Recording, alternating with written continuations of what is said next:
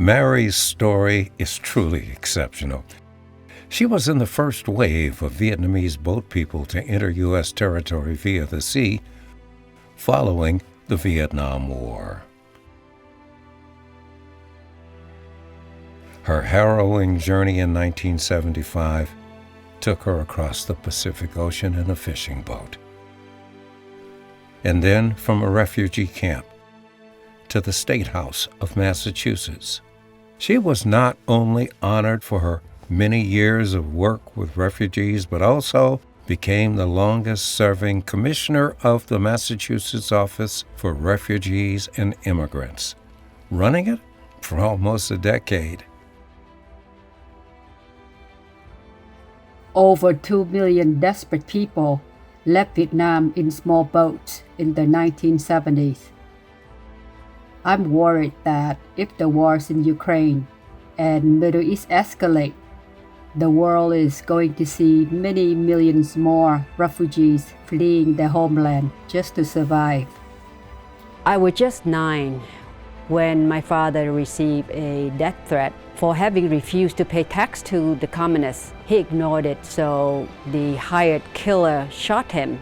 But the bullet hit my mother and my 6-year-old brother while they, my sister and I, were in the car.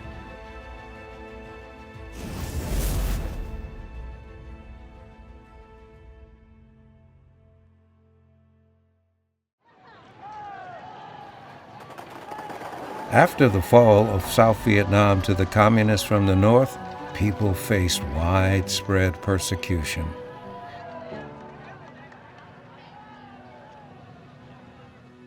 We were very afraid. People were desperate. Many of our friends and neighbors had no choice but to flee our homeland. Her father summoned his 9 children and his mother-in-law on the evening of April 29th and asked them to prepare to leave Vietnam early in the next morning at 5 a.m. I asked my father where we would go and what I should pack for the journey. He replied that we're going to the U.S. in search of freedom and that material things aren't important. It's the spiritual life that matters, and being together as a family is the most important of all. I left Vietnam with a small dictionary and my pajamas. On April 30th, 1975, my father tried to leave Saigon by car with his 9 children and mother-in-law. We saw chaos on the streets.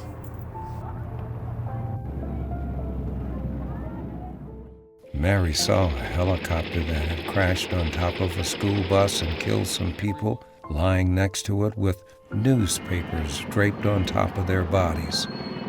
Drivers beeped their horns loudly, trying to pass. She also saw a military officer and his wife get shot in their car. She was just 14. Her father drove them to Go Cong, about 60 kilometers from Saigon. That's where they would catch a boat. They were stopped by a group of communist soldiers. Her father took his watch and gave it to their commander, who let them go. We were the only boat that tried to leave at that time. This boat came in from elsewhere to the shore to refuel and to repair the leakage, so my father negotiated to buy it from the owner. It was scary for me to get onto the boat, and it was anchored further out in the deep water, and I didn't know how to swim. It was scarier once I got into the boat. I heard shots fired into the air and voices asking us to freeze from moving away.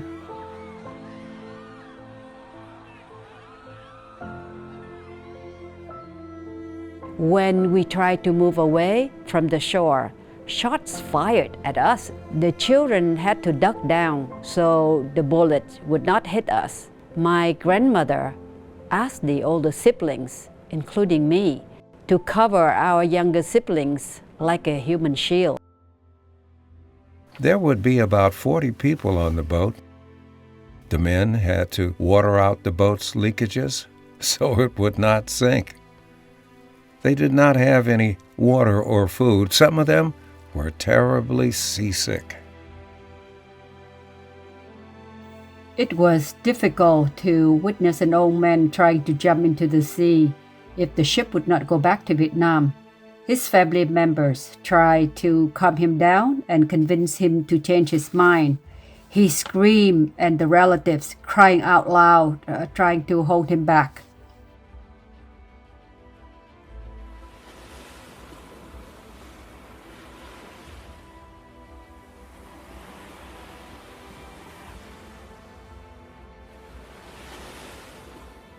When we saw the U.S. Navy ship and the sailors smile at us, I felt so relieved. No words could describe how lucky I was to be rescued. The American sailors looked happy and kind, I thought. Everyone took his or her turn climbing up the ropes and tried to find an empty space on the ship to settle down. My first meal on the ship was with mixed emotions. I was hungry and happy to receive my food, but as I started my first bite, there came a piece of soiled toilet paper flew right onto my face from someone using a makeshift toilet near where I sat, in addition to having the urine splattered. According to her relatives back in Vietnam, if her father had stayed in Vietnam, he would have been executed, and her family would be sent to the new economic or labor zone. We were lucky to escape, but life in the camps where we stayed before we could settle into our new home was far from easy. The first camp we stayed at was Subic Bay in the Philippines after we got rescued. I remember seeing my grandmother throwing away the Vietnamese money in the trash barrel as our life savings became worthless. At least we were alive and together. I was a happy child overall. I received a lot of love and attention from my parents, especially my mother, for being the youngest daughter among my two older sisters. I was very talkative. I ran around the house singing and dancing, as well as playing many games with my brothers and their friends. My mother was an elegant woman. She always dressed well regardless of the occasion. She took me to her work office often. She taught me how to be kind, respectful, and helping all people whenever I could. I remember once she bought me a black and white doll. I was surprised. She taught me that people are the same even though their skin colors are different. Home was sad and lonely after my mom died because of complications from the gunshot. I became a caretaker for my youngest brother Phúc. He was just 1 year old when she passed away. The second camp was on Guam Island. We stayed there for about a month, and my father had to decide in which country he would like to resettle. He chose going to the U.S. since he had some American friends. Dr. Lloyd and his wife Jackie asked the St. Pete Catholic Church in Pittsburgh to sponsor us. We moved to Pittsburgh right after leaving a third camp called Fort in Yentown Gap in Pennsylvania. The church had rented a house for us. The biggest barrier for us was not being able to communicate with anyone. I recall the fear of not understanding English and had to answer someone either on the telephone or at the front door. My grandmother said she felt deaf and mute for not knowing any English. I tried learning English as fast as I could. We tried to adjust to the new life, the culture and the environment. We faced prejudice, and we still do. I love my dad for all his sacrifices. He went from being a proud businessman in South Vietnam to mopping the floors of the Frick Museum in Pittsburgh. He taught his daughters to be self-sufficient and not be dependent on the husband or anyone for support, and that we must have an education. Home life became better as we acculturated over time. I made friends with the girls at my high school and got used to the cold a little bit more. I feel happy when I'm able to help people. Therefore, regardless of which industry, my goal was to help anyone I come across. I worked as a counselor, then a banking vice president. At the same time, she volunteered and served on several boards and commissions, such as a community-based hospital serving low-income residents, Vietnamese refugees, and other ethnic minorities. So later, she joined the hospital as the Director of Business Development and Community Benefits. When I learned of the job available in the state government serving all refugees and immigrants across the Commonwealth, I applied. I knew that with my personal experience and insights, I could help refugees start a new life easier and better. She was not just the longest-serving commissioner, but also had been recognized for her work by federal and state partners as well as many other charitable organizations.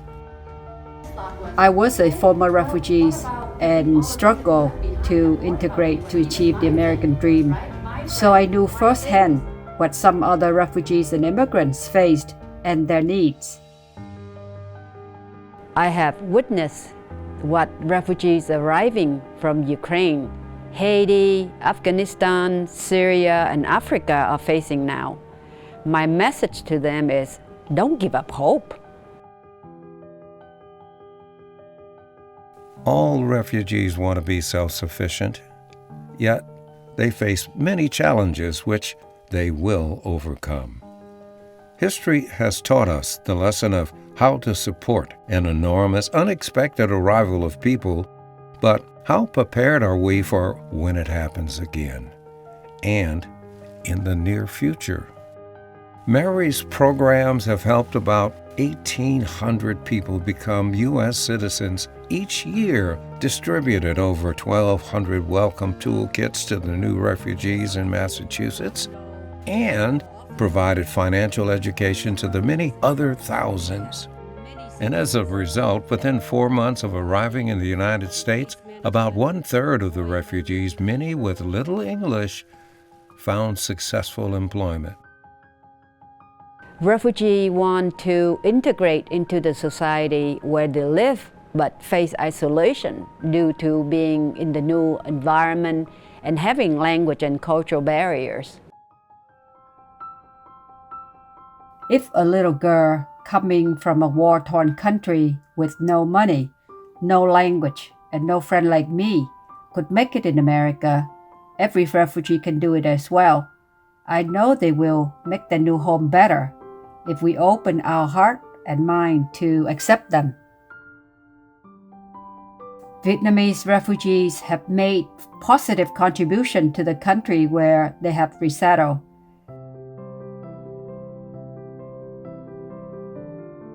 We also raised the awareness of how terrible it would be living under an oppressive regime.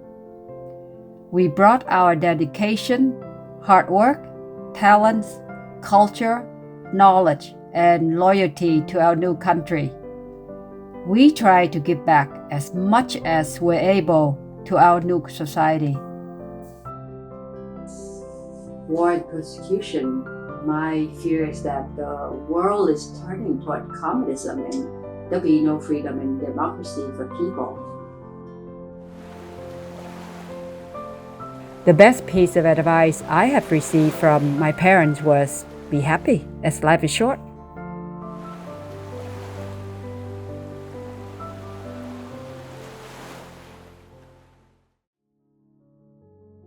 Over 2 million people left Vietnam between 1975, after the fall of Saigon, and 1990, most of them by boat.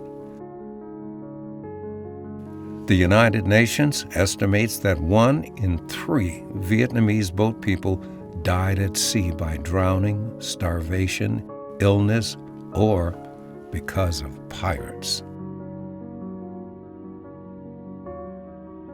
The United States accepted approximately 132,000 Vietnamese refugees during the first wave of the crisis and 900,000 more in subsequent years. During her public career, Mary Trương has helped to resettle over 50,000 refugees of all nationalities. According to the UNHCR, as of June 24, 2024, there were 44 million refugees worldwide, and they've been waiting for years or decades to be admitted to a new country to rebuild their lives.